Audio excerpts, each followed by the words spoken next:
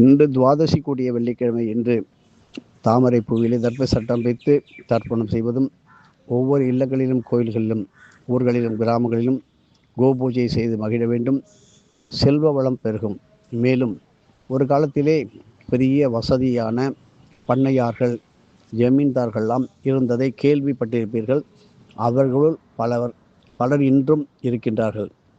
அவருடைய வீட்டிலே ஏதாவது முக்கியமான நிகழ்ச்சி, உதாரணமாக தீபாவளி, பொங்கல், நல்ல நாள் இவைகள்லாம் வரும்பொழுது அவர்களுடைய முதலாளிக்கு அவர்களிடம் வேலை செய்த அத்தனை பேரும் காலையிலோ மாலையிலோ ஏதாவது ஒரு பொருளை பெற்றுக்கொண்டு, அதாவது தீபாவளிக்கு தேவையான வேஷ்டி துண்டுகள் இவைகள்லாம் பெற்றுக்கொண்டு அந்த முதலாளியை விழுந்து வணங்கி வந்த பழக்கமானது ஒரு காலத்தில் நிலவி வந்ததே உங்களுக்கெல்லாம் தெரியும்.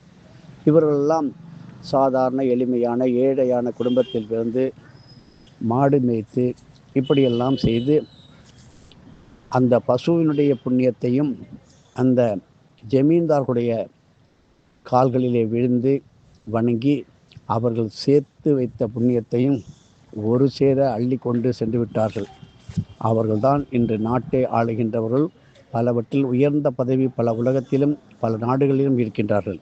இப்படி ஒருவன் காலிலே விழுந்தால் அவர்களுக்கு கண்டிப்பாக அவர்களுடைய கர்மா ஒழிவதோடு அல்லாமல் அவர்கள் செய்து வைத்த ஜமீன்தார்கள் பணக்காரர்கள் சேர்த்து வைத்த புண்ணியத்தை எல்லாம் இழக்க நேரும். ஆகையினால்தான் தாய் தந்தையரை தவிர இறைவனை மட்டும் விழுந்து வணங்க வேண்டும் என்று இன்றும் அன்றும் என்றும் பெரியவர்கள் சொல்வார்கள்.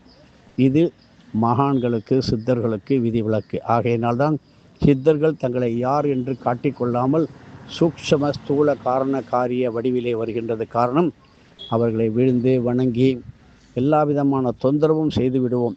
ஆகையினால் அவர்களுடைய ஆசிகள் பெற வேண்டும் என்றால்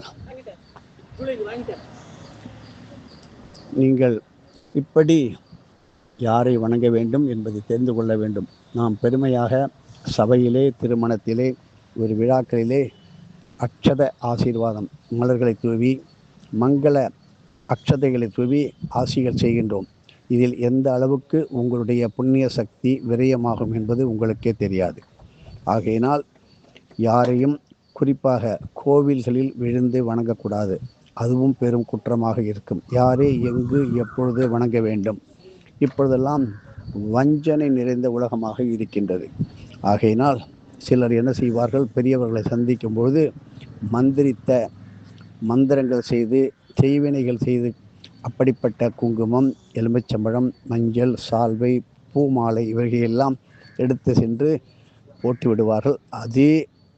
அதேதான் அவர்களுடைய கதியை மாற்றிவிடும். இப்படி உயர்ந்த நிலையில் உள்ளவர்களுக்கெல்லாம் சோதனை காலம் என்பது இப்பொழுது. காரணம், கடந்த 4 மாதம் எல்லா கிரகங்களும் காலசர்ப்ப தோஷத்திலே இன்னும் புரட்டாசி மாதம் வரை அது இருக்கின்றது. ஆகையினால் ஒவ்வொருவரும் இறைவனையும் நீங்கள் பெற்ற தாய் தந்தையரை மட்டும் வணங்க வேண்டும்.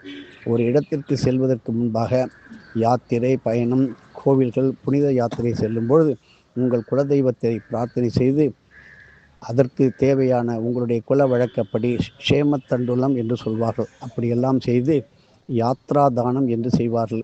அதையெல்லாம் செய்துவிட்டு அந்த உங்களது ஊரின் திருமுனையில் உள்ள பிள்ளையாருக்கு சதுர் தேங்காயை உடைத்து விட்டு கிளம்புங்கள். பாதுகாப்பை கருதி உங்களது பயணங்கள் நன்றாக முடியும். நீங்கள் செல்லுகின்ற இடத்திலெல்லாம் ஏன் தர்ப்பணம் செய்ய வேண்டும்? ஏன் வீட்டில் தான் செய்வோமே? கிடையாது. நீங்கள் செல்லுகின்ற இடத்திற்கும் உங்களுக்கும் போன ஜென்மத்திற்கும் பல தொடர்பு உண்டு. ஆகையினால் நீங்கள் செல்லுகின்ற பல இடங்களுக்கு, நதிகளுக்கு, ஆலயங்களுக்கு, இவைகளுக்கெல்லாம் காசி, ராமேஸ்வரம், கயா போல பல இடங்களிலும் பித்ருக்கள் உங்களுடனே வருவார்கள். உங்களை அழைத்து செல்வார்கள். என் பிள்ளை, என் பேரன், என் குடும்பத்தில் பிறந்தவர்கள் இன்று நமக்கு பித்ரு தர்ப்பண பூஜைகள் செய்வார்கள் என்று அவர்கள் உங்களை சுற்றி கொண்டே இருப்பார்கள். அப்படி நீங்கள் செய்துவிட்டு தான தர்மங்களை எல்லாம் செய்துவிட்டு வரும்போது அவர்கள் படும் ஆனந்தம் எல்லையற்றதாக இருக்கும். இப்படித்தான் நமது புண்ணியத்தையும் சேர்க்க வேண்டும், அதே நேரத்தில் கர்மாவையும் கழிக்க வேண்டும். இப்படி பசுமாட்டை குளிப்பாட்டி கழுவி அந்த காலத்திலே குளங்களிலே, ஆறுகளிலே, நீரோடைகளிலே அதில்தான் குளித்து மகிழ்ந்தார்கள். காரணம், பல கோடி தேவாதி தேவர்கள் 33 கோடி தேவதைகள் உறைந்திருக்கும் அந்த திருமேனியான பசுக்களை குளிப்பாட்டும் பொழுது அந்த அபிஷேக தீர்த்தமானது ஆறுகளிலே, நதிகளிலே, குளங்களிலே ஓடிதான் 3 போகம் விவசாயம். மா, பலா, வாழை மற்றும் பல பயிர்கள் சுபமாக சுகமாக விளைந்தது. யாரிடமும் இழப்பீடு கேட்க வேண்டிய அவல நிலை வரவில்லை. போதும் போதும் என்ற அளவிற்கு மூட்டை மூட்டைகளாக சேர்த்து வைத்தார்கள். இன்று அப்படி அல்ல. ஏரோட்டம் நின்றுவிட்டது, காரோட்டம் பெருகிவிட்டது, எதிலும் எந்திரகதியாக இருக்கின்றது. ஒரு நல்ல நாள் பார்த்து, சுபமுகூர்த்தம் பார்த்து அந்த பொன்னேர் கட்டுகின்றது, விதை முகூர்த்தம் செய்வது, நாற்று பறிப்பது, நல்ல நாள் பார்த்து நடவு இடுவது, இவையெல்லாம் முழுமையாக அற்றுப்போய் விட்டது. இப்படி ஏதோ ஒரு சில இடங்களிலே நீரை திறக்கிறேன் பெருவழி என்று மேலிருந்து பூக்களை தூவது, அதற்கு மரியாதை அந்த அளவுக்கு தான் இருக்கிறது. மனிதனுக்குள்ள மரியாதை இல்லை. அந்த காலத்திலே நாம் பார்த்திருப்போம், எத்தனையோ உயர்ந்தவர்கள் நாட்டை ஆண்டவருடைய பாதத்தில் விழுந்து விழுந்து வணங்கி வணங்கி அவருடைய புண்ணியத்தை பூரா மொத்தமாக கரைத்துவிட்டு அவர்கள் இருந்த இடம் இல்லாமல் செய்துவிட்டதற்கு காரணம் அறியாமை. விழுந்தவர்களும் தவறு செய்தார்கள், அதை அனுபவித்தவர்களும் பெரும் தவறு செய்தார்கள். இதை இனிமேலாவது திருத்தி கொள்ள வேண்டும். ஒருவருடைய காலில் விழ வேண்டும் என்றால் அது பெற்ற தாய், தந்தை, குருவை தவிர எங்கேயும் கிடையாது. இதை இப்பொழுதாவது தெரிந்து கொள்ளுங்கள். இன்னும் பல ஆன்மீக ரகசியங்கள். நாளை பிரதோஷ வழிபாட்டினுடைய ஸ்தலம் கும்பகோணம் அருகில் உள்ள கொர்க்கை அவிட்ட நட்சத்திர ஸ்தலத்திலே பிரம்மாவானவர் தனது மனைவியான பத்தினியுடன் சேர்ந்து வந்து பிரதோஷம் செய்கின்ற அற்புதமான நல்ல நாள், சனி மகா பிரதோஷம்.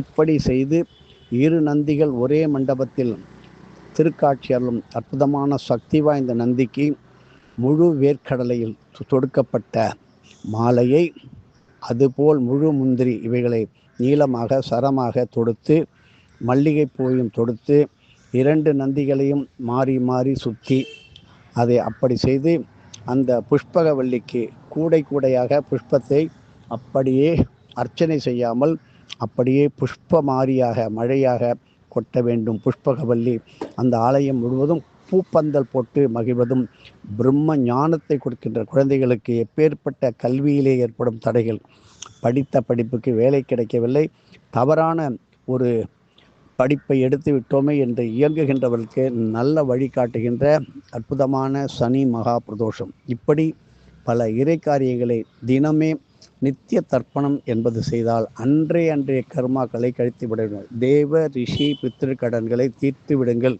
இவையெல்லாம் குடும்பத்தை, தலைமுறைகளை முழுமையாக காக்கும். தினமும் ஏதோ பறவைகளுக்கு, எறும்புகளுக்கு, பைரவ குலங்களுக்கு, பட்சிகளுக்கு, பசுக்களுக்கு, காளைகளுக்கு முடிந்த அளவு மனமாற உணவிடுங்கள்.